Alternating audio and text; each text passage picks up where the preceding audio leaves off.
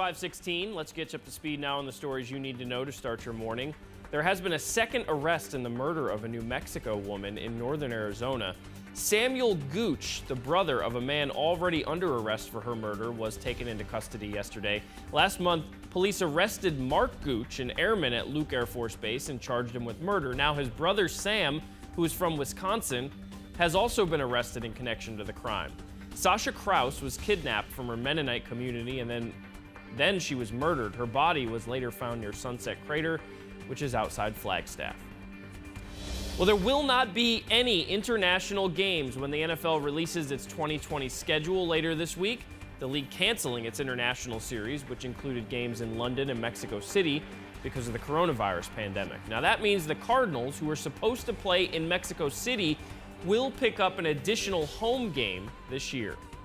And now you're up to speed. Don't forget, you can always find the latest news on our website, 12news.com, or the free 12 News app.